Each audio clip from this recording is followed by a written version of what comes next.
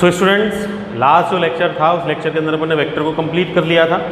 ठीक है, तो आप लोग वेक्टर के क्वेश्चंस करें, क्वेरीज हों उनको पूछें।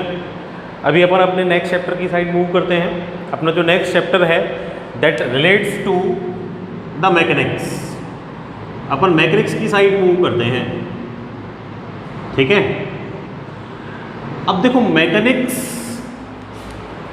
थोड़ी बहुत तो अपन ने पढ़ी है 9th क्लास में भी, ठीक है, उससे पहले भी पढ़ी है। मैकेनिक्स वर्ड एक्चुअली में मशीन से बना हुआ है। ठीक है, और मशीन मतलब मशीन वो जो क्या करे, मशीन वो जो मोशन करे। ठीक है, तो mechanics is related to machines, machines are related to motion, so the mechanics is actually related to the motion of object. ठीक है, अब मैकेनिक्स मोशन ऑफ ऑब्जेक्ट से रिलेटेड है, मशीन भी वो है जो मोशन करती है। तो क्या हर एक चीज़ जो मोशन करती है वो मशीन है क्या? जैसे कि ये फैन रोटेट कर रहा है, क्या ये मशीन है? हाँ, ये मशीन है। ठीक है, मैं मूव कर रहा हूँ, ह्यूमन बॉडी है ना, मैं ऐसे हाथ चला सकता हूँ, अपना मूव भी कर सकता हूँ, पैर चला सकता हूँ, लिख रहा हूँ बोर्ड पे, क्या मैं मशीन हूँ क्या? हाँ, मैं भी मशीन हूँ। Human is a biological machine, human भी एक बायोलॉजिकल मशीन है जिसके मोर देन 2 पार्ट्स हों, कंपोनेंट्स हों और जो मूव कर सके, दैट इज मशीन। तो हाँ, मेरे मोर देन 2 कंपोनेंट्स हैं, मैं मूव कर सकता हूँ, तो मैं क्या हूँ? मशीन हूँ। ठीक है, मैं क्या करूँ कि मेरे पास ये एक मार्कर है, एक दूसरा मार्कर मैं लूँ या पेन लूँ, है ना, और इसके साथ में क्या करूँ, उस पेन को इधर लगा दूँ। ठीक, फॉर एग्जाम्पल ये पेन मैं ले रहा हूँ, इस पेन को लगाने के बाद क्या ये एक 1 and 2 कंपोनेंट हो गए इसके। ठीक है, इसको मैं ऐसे रोटेट कर रहा हूँ, तो ये मशीन हो गई। ठीक है, ये सिंगल अगर मैंने इसको निकाल दिया, ये मशीन नहीं है। ठीक है, ये मूव नहीं कर सकता। यहाँ मैंने एक मूवेबल पार्ट जनरेट कर दिया, मैं इसको मूव करवा सकता हूँ ऐसे, तो दिस इज मशीन। ठीक है, तो मशीन वो हो गई जो किससे रिलेटेड हो? मोशन से रिलेटेड हो, या जो वो क्या कर सके, मोशन कर सके। ठीक है, तो देखो ये मैकेनिक्स जो है भाई बहुत वास्ट है मैकेनिक्स। ठीक है, किसी भी टाइप का मोशन हो, लीनियर हो, रोटेशनल हो, वहाँ तक मैकेनिक्स जाएगी। बहुत बड़ा पोर्शन भी है, इसके अलावा ये अच्छे मार्क्स का भी पोर्शन है, मतलब इस पोर्शन में से कंपटीशन के अंदर भी आपको एक बहुत बड़ा पोर्शन क्वेश्चंस का मिलेगा। ठीक है, तो आप ये बोल सकते हैं कि भाई मैक्सिमम मार्क्स आप यहाँ से ला सकते हैं। ठीक है, अब मैकेनिक्स देखो जो है उसको 3 पार्ट्स में डिवाइड किया गया है। वन इज स्टैटिक्स, स्टैटिक हो गई। Second is kinematics and the third is dynamics. ये 3 पार्ट्स मैकेनिक्स के हैं। ठीक है, अब देखो नाम से पता चल रहा है स्टैटिक, मतलब भाई नाम ही पता चल गया कि भाई स्टैटिक कौन? जो कैसा हो? स्टेबल हो, जो कैसा हो, एक जगह रुका हुआ हो, दैट इज स्टैटिक। मतलब किसी भी ऑब्जेक्ट की स्टडी जो एक जगह रुका हुआ है उसको अपन क्या बोलते हैं? उसको अपन बोलते हैं स्टैटिक्स। ठीक है, अब अपन बोल रहे हैं कि भाई मैकेनिक्स में तो स्टडी ऑफ मोशन होती है। ठीक है, तो देखो भाई एक्चुअली में क्या है कि साइंस में क्या होता है कि कॉइन के एक ही फेस की स्टडी होती है। फॉर एग्जांपल अपन हीट की स्टडी करते हैं पर कोल्ड की स्टडी नहीं करते, because the cold is absence of heat. Upon day light को स्टडी करते हैं, डार्कनेस को स्टडी नहीं करते, because the darkness is absence of light. ठीक है, उसी तरह it is rest, static, stable, या फिर ऐसे बोल सकता हूं मैं, क्या है ये? रेस्ट। तो रेस्ट क्या है? Rest is the absence of motion. भाई रेस्ट और मोशन एक ही कॉइन के तो 2 फेस हैं। जैसे अगर हेड आएगा तो टेल नहीं आएगा, टेल आएगा तो हेड नहीं आएगा।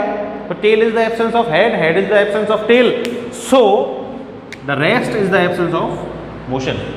ठीक है, तो study of rest also belongs to the mechanics. ठीक है, अब क्या है कि भाई स्टडी ऑफ रेस्ट कर रहे हैं, तो स्टडी ऑफ रेस्ट में तो अपन क्या स्टडी करते हैं? पोजीशन स्टडी करते हैं ऑब्जेक्ट की। ठीक है, अपन ने 9th क्लास में ऐसे ग्राफ बनाए। ठीक, उस ग्राफ के अंदर लाइट ये पॉइंट भी ले लिया, ये एक्स एक्सिस हो गई, ये वाई एक्सिस हो गई, लाइट ये पॉइंट हो गया अपना x1, y1, इनकी कुछ वैल्यूज हो सकती हैं, लाइट 2, 3। तो ये मैं पोजीशन बता रहा हूँ ऑब्जेक्ट की। ठीक है, ऑब्जेक्ट जो रेस्ट में खड़ा हुआ है कहाँ खड़ा है, तो उसकी मैं पोजीशन डिस्कस कर रहा हूँ, तो पोजीशन डिस्कस कर रहा हूँ, तो दिस इज स्टैटिक। ठीक है, अब अगर नेक्स्ट में डिस्कस करूं कि भाई काइनेमेटिक्स और डायनेमिक्स क्या है, ये दोनों हैं स्टडी ऑफ मोशन,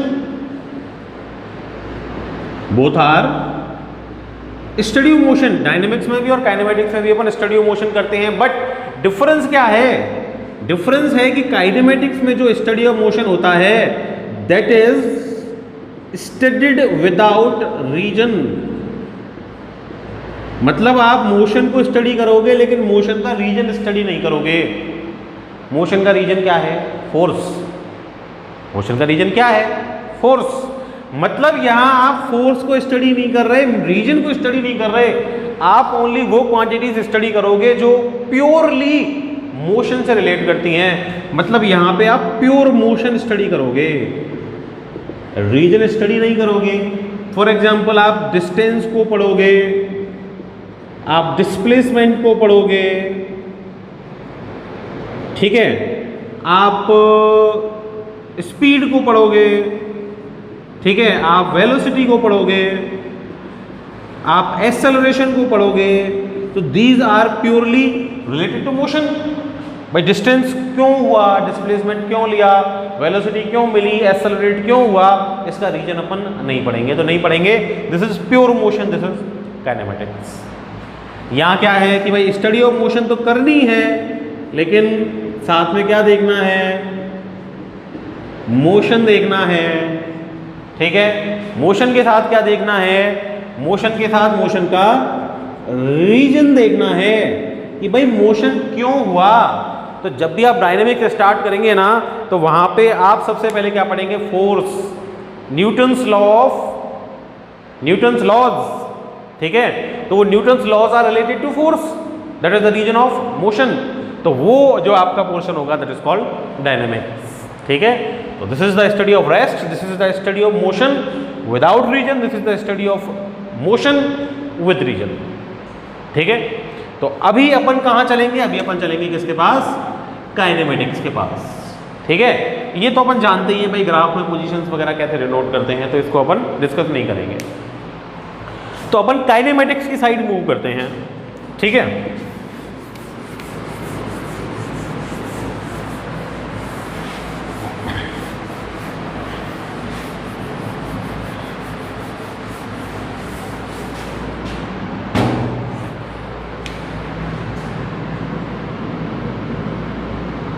देखो भाई काइनेमेटिक्स पढ़ रहे हैं हम, this is the study of motion but without reason, study of motion but without reason अपन को पढ़ना है। ठीक है, तो सबसे पहले क्या होगा कि भाई मोशन होगा, तो मोशन होगा तो मोशन कैसे पता चलेगा, मोशन ऐसे पता चलेगा कि मैं एक पॉइंट पे खड़ा था, वहां से दूसरे पॉइंट पे चला गया। तो एक पॉइंट से दूसरे पॉइंट पे चला गया, वेक्टर फॉर्म में उसको आप बोलेंगे डिस्प्लेसमेंट, और स्केलर फॉर्म में आप उसको बोलेंगे डिस्टेंस। तो सबसे पहले आपकी थी कोई पोजीशन, पोजीशन आपकी चेंज हो गई। ठीक है, स्केलर आया चेंज तो डिस्टेंस, और वेक्टर आया चेंज तो क्या हो गया, डिस्प्लेसमेंट। ठीक है, चेंज किसके साथ आएगा, टाइम के साथ आएगा। ठीक, डिस्टेंस अगर चेंज हुआ टाइम के साथ ही, स्केलर में चेंज स्केलर ही होगा, that is called speed. Displacement में चेंज हुआ, वेक्टर क्वांटिटी में चेंज वेक्टर ही होगा, दैट इज कॉल्ड वेलोसिटी। ठीक, वेलोसिटी में चेंज हुआ किसके साथ, टाइम के साथ, वेक्टर है तो क्या आएगा, एक्सेलरेशन। ये यही रुक जाता है। ठीक है, speed in change, change in speed कोई फिजिकल क्वांटिटी नहीं है। ठीक है, तो ये 1, 2, 3, 4 एंड 5 क्वांटिटीज अपन यहाँ डिस्कस करेंगे इस पूरे चैप्टर में। ठीक है, इन्हीं को लेके सारे क्वेश्चन अपन को पढ़ने हैं।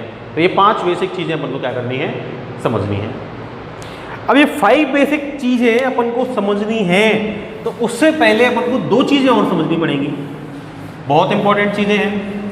क्या क्या है भाई? अपन बोलते हैं कि ऑब्जेक्ट एक रेस्ट में है, ठीक है। अपन बोलते हैं एक ऑब्जेक्ट मोशन में है। तो जब अपन ये बोलते हैं कि भाई कोई एक ऑब्जेक्ट रेस्ट में है, कोई एक ऑब्जेक्ट मोशन में है, तो डेफिनेशन क्या होती है? किसको तो अपन रेस्ट में बोलते हैं? अपन देख लिया, अपन कहीं खड़े, अपन ने किसी को देख लिया, अपन ने तुरंत बोल दिया that is he is in rest, है ना। अपन ने बोल दिया शी इज इन मोशन। लेकिन जब अपन ये बोल रहे हैं कि भाई वो रेस्ट में है, वो मोशन में है, ब्रेन ने बोला, ठीक है।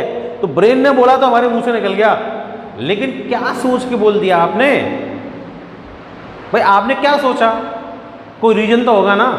भाई हमको बचपन से ही चीज़ें सिखाई गई, है ना। भाई बचपन से अपन को क्या सिखाया गया? ये सिखाया गया अपन को कि भाई एक जानवर होता है, ठीक है, जिसकी सूंड होती है, जिसके लंबे लंबे कान होते हैं, जिसकी छोटी सी पूंछ होती है, वो बहुत भारी भरकम होता है, उसको हाथी कहते हैं। ऐसे सिखा दिया अपन को, ठीक है। अगर अपन को बचपन से सिखाया जाता कि एक ऐसा जानवर जिसकी सूंड होती है, एक छोटी सी पूंछ होती है, बड़े बड़े कान होते हैं, मोटा सा होता है, उसको खरगोश कहते हैं, दैट इज कॉल्ड रैबिट। तुम उसको क्या बोलते देखते ही? रैबिट। यही तो बात है ना। तो हमने क्या है, ये चीज़ें कभी गौर नहीं की, रीजन क्या है अपने पास? भाई उस चीज़ को अगर अपन कुछ बोल रहे हैं, चलो वो तो एक जानवर है, उसकी एक रिकॉग्निशन है, हमको पता है। भाई एक रिकॉग्निशन है ना, वो देख के पहचाना ना। अपन को बचपन से सिखाया गया कि देखो लंबे लंबे कान, देखो बड़ी सी सूंड, देखो छोटी सी पूंछ, देखो मोटा सा है, देखो ये तो हाथी है, ठीक है। तो भाई जब आप ये बोल रहे हैं कि देखो वो सामने वाला रेस्ट में है, क्यों है रेस्ट में? क्या रीजन है आपके पास रेस्ट में बोलने का? आप बोल रहे हैं सामने वाला मोशन में है, आपके पास क्या रीजन है इसको ये बोलने का कि वो मोशन में है? एक एग्जाम्पल मैं आपको देता हूं। फॉर एग्जाम्पल देखो, सिंपल मैं एक डस्टर लेता हूं, है ना। ये डस्टर है, ये मैंने हाथ में रखा हुआ है। मैं आपसे ये पूछूं कि भाई ये डस्टर रेस्ट में है या मोशन में है? क्या बोलेंगे आप? सर ये तो रेस्ट में है, ठीक है। और अगर मैं ये बोलूं कि मोशन में है, तो आप क्या करेंगे? क्या ये मोशन में है? मैं प्रूव कर सकता हूं कि ये मोशन में है। फिर क्या करेंगे आप? एक सिंपल सा एग्जांपल और देता हूं मैं आपको। आप क्या है कि आपको जाना था अपने गांव, ठीक है। तो आपको अपने गांव जाना था, आपके पापा जी आपको छोड़ने गए रेलवे स्टेशन, साथ में भाई गया। भाई बाहर खड़ा हुआ है ना। आपके फादर ने आपको ट्रेन में बैठा दिया, ठीक है। अब आपके फादर ने आपको ट्रेन में बैठा दिया, तो क्या हुआ कि आपके फादर और आपके भाई आपस में फ़ोन में बात कर रहे हैं, ठीक है। ट्रेन चलने लग गई, ठीक है। ट्रेन चलने लग गई तो पिताजी कहाँ हैं? ट्रेन में साथ में। भाई कहाँ हैं? स्टेशन में बाहर। अब भाई बोल रहा है पिताजी को कि पिताजी the Raghav is in motion, ठीक है। पिताजी बोल रहे no he is in rest. अंदर बैठ के पिताजी बोल रहे हैं कि वो तो रेस्ट में है, मेरे सामने बैठा हुआ है, मोशन में होता तो मुझसे दूर निकल जाता। बाहर खड़ा हुआ भाई बोल रहा है नहीं पिताजी वो तो मोशन में है, मैं यहाँ खड़ा हुआ हूँ, वो तो दूर निकल गया। तो कौन झूठ बोल रहा है?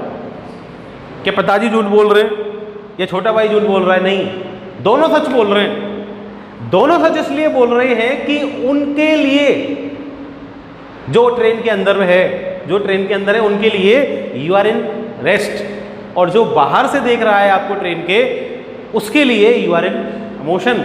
इसका मीनिंग ये हो गया कि भाई rest and motion are not independent. आप इंडिपेंडेंटली किसी भी ऑब्जेक्ट के बारे में ये नहीं बोल सकते कि the object is in rest और the object is in motion. फिर ये किस पे डिपेंड करता है? जब मैं ये बोल रहा हूँ आपको कि भाई ये डस्टर जो है ये रेस्ट में है या मोशन में है, आप बोल रहे हैं रेस्ट में है। मैं यहाँ बैठ के देख रहा हूँ इसको कि सर देखो अभी भी क्या ये 1 मीटर पे है, 2 मिनट बाद देखूंगा तब भी 1 मीटर पे, 2 मिनट पहले मैंने इसको देखा था तब भी आपसे 1 मीटर पे रखा हुआ था, तो मेरे से तो डिस्टेंस इसका चेंज ही नहीं हो रहा।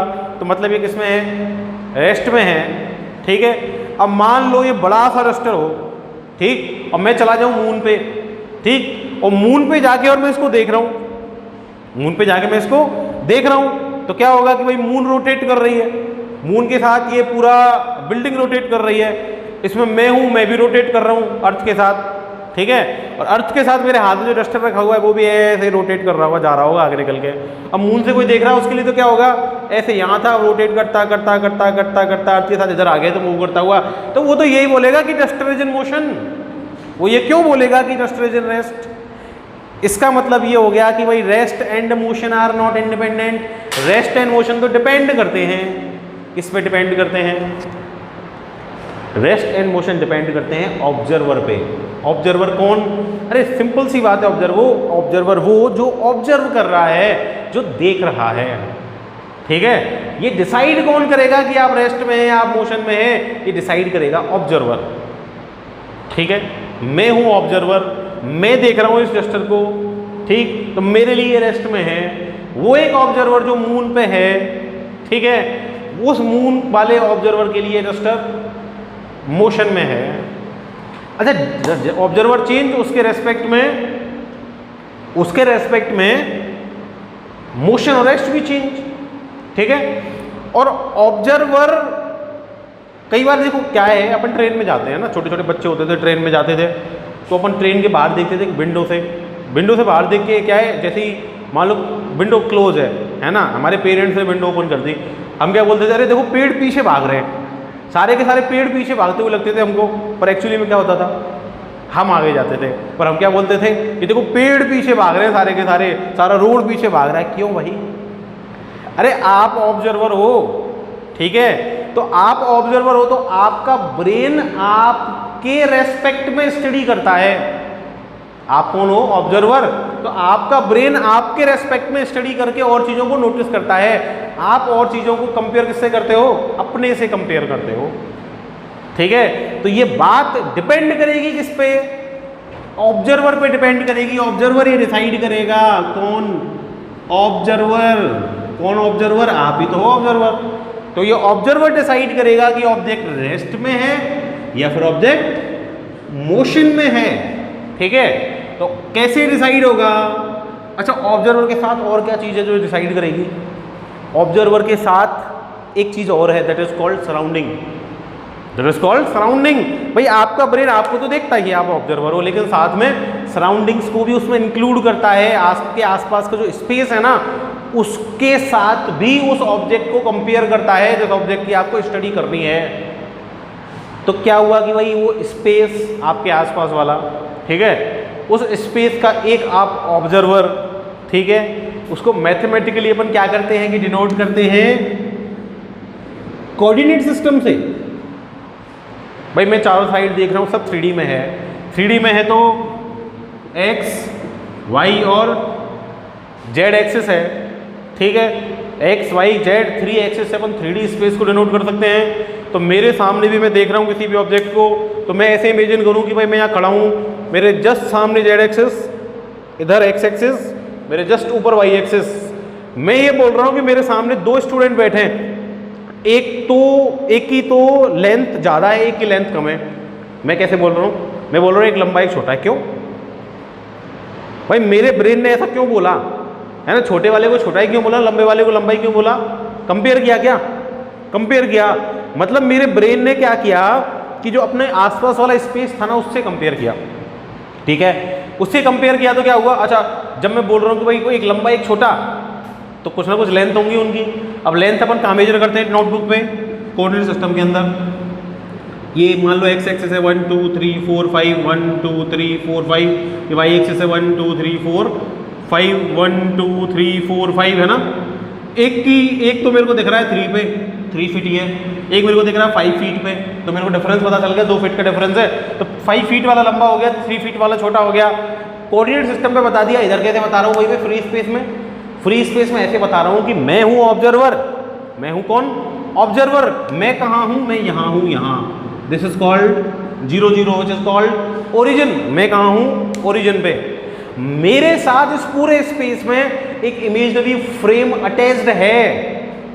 मेरे साथ मेरा ब्रेन जब कैलकुलेशन कर रहा है, तो मेरा ब्रेन इस तरह कैलकुलेशन कर रहा है कि मेरे साथ लेट मैं ओरिजिन पे हूँ और मेरे साथ एक फ्रेम, कोऑर्डिनेट सिस्टम में ये x, y और z axis is called frame. एक फ्रेम अटैच है जिसकी z एक्सिस सामने, जिसकी x एक्सिस ये रही, जिसकी y एक्सिस ये रही। तो मैं क्या देख रहा हूँ भाई, मेरे सामने जो दो लोग बैठे हुए हैं ना, वो एक्सेस पे एक तो नीचे बोल रहा है, एक ऊपर बोल रहा है। तो जो एक्सेस पे ऊपर बोल रहा है वो लंबा है, जो एक्सेस पे नीचे बोल रहा है वो छोटा है। तो मैं ऑब्जर्वर, मैं ओरिजिन पे, मेरे साथ एक फ्रेम अटैच है जिसके रेफरेंस में मैं स्टडी कर रहा हूं। मैं आसपास की चीजों को उस फ्रेम, कौन सा फ्रेम, जिसके ओरिजिन पे मैं हूं, कौन मैं ऑब्जर्वर, उस फ्रेम के रेफरेंस में, उस फ्रेम के रेस्पेक्ट में मैं स्टडी कर रहा हूं। That frame attached with the observer, ठीक है, जिसके अंदर पूरा स्पेस आता है। That frame is called, this frame is called frame of reference. क्या है frame of reference? Frame of reference is just a space. कौन सा स्पेस? आपके चारों तरफ वाला स्पेस, जिसके ओरिजिन पे कौन हो? आप हो। आपने वो 3 एक्सिस कंपैरिजन के लिए इमेजिन कर ली, तो this frame, this space is called frame of reference. तो जब आप ट्रेन में थे, फादर आपके साथ थे, भाई आपको बाहर से देख रहा था, तो डिफरेंस किस चीज का आया? किस चीज की वजह से एक को आप रेस्ट में लगे, एक को आप मोशन में लगे? वो जो डिफरेंस था ना, वो डिफरेंस था किसका? इसका डिफरेंस था। किसका? फ्रेम ऑफ रेफरेंस का।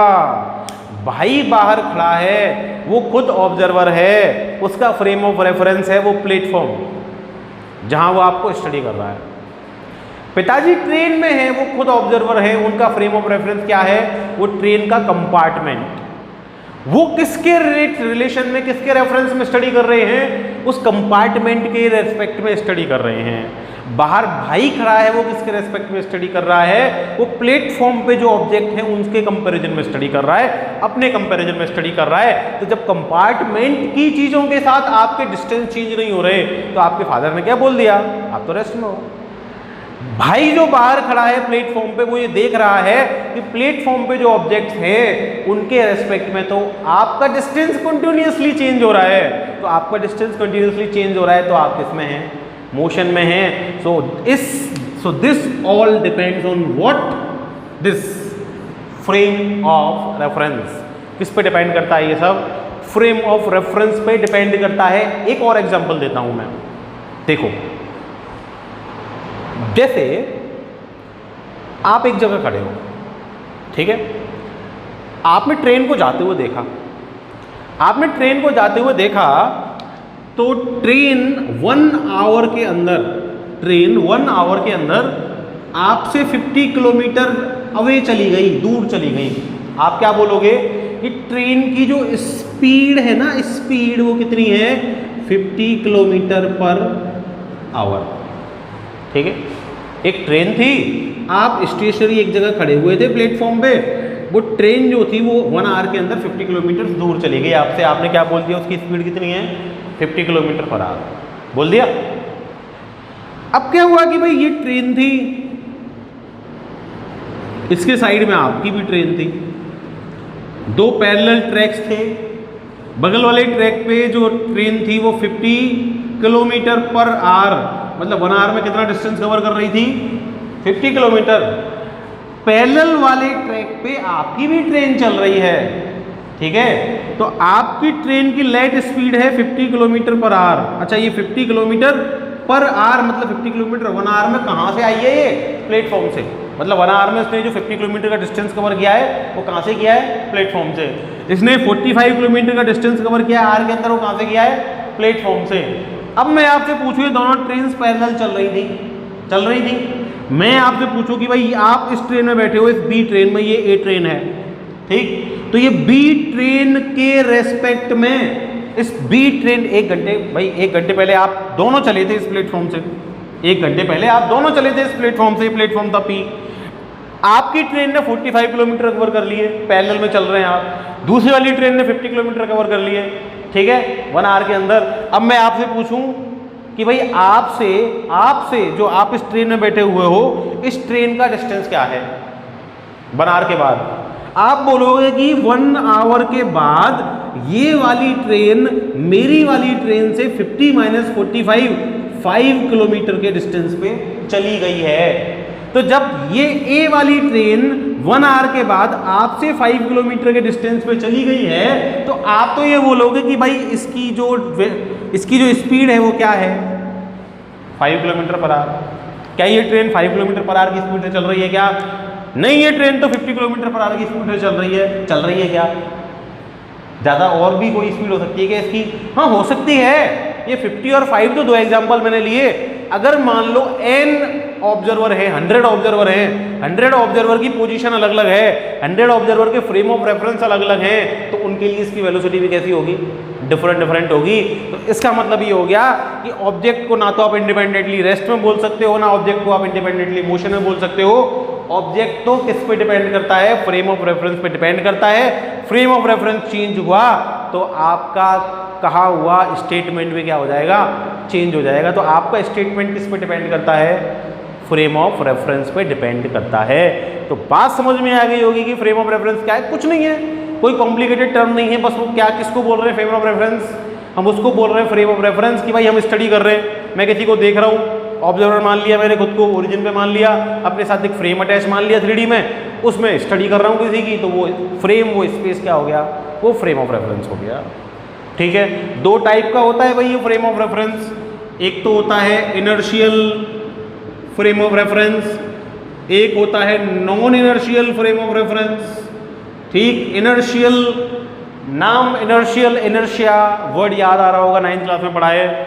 इनर्शिया आता है किसमें? न्यूटन्स लॉज ऑफ मोशन में। किसमें आता है? न्यूटन लॉ ऑफ मोशन में। तो इनर्शियल फ्रेम, वो फ्रेम जो इनर्शियल लॉज को फॉलो करे, which are Newton's laws of motion, जो न्यूटन्स लॉज ऑफ मोशन को फॉलो करे, उस फ्रेम को बोलते हैं क्या? Inertial frame of reference. Generally उसको बोलते हैं जिस फ्रेम ऑफ रेफरेंस की वेलोसिटी 0 हो और या फिर कांस्टेंट हो। ठीक है, मतलब मैं यहाँ खड़ा हूँ, मेरे साथ जो फ्रेम ऑफ रेफरेंस अटैच है वो तो उसकी वेलोसिटी कितनी है? 0 है, मैं मूव ही नहीं कर रहा, तो मेरा फ्रेम ऑफ रेफरेंस कैसा फ्रेम ऑफ रेफरेंस है? Inertial frame of reference. मैं मूव करने लग गया, कांस्टेंट वेलोसिटी से मूव करने लग गया, तो भी मेरा फ्रेम ऑफ रेफरेंस कैसा है? Inertial frame of reference. But अगर आप नॉन इनर्शियल है, मतलब इनर्शिया वाले लॉज फॉलो नहीं हो रहे, मतलब Newton's laws are not followed, ठीक है, उसके अंदर जो वेलोसिटी है ना उसकी, वो कैसी होगी? वेरिएबल होगी। और जैसे ही वेलोसिटी चेंज होती है तो वो क्या हो जाता है? एक्सेलरेटेड हो जाता है। तो एक्सेलरेटेड फ्रेम ऑफ रेफरेंस जो होगा उसके अंदर न्यूटन्स लॉज ऑफ मोशन नहीं अप्लाई होंगे। ठीक है, एक्सेलरेटेड होगा तो उस पर क्या लगेगा? When there is a on m, that is F equal to ma, तो फोर्स लग रहा होगा।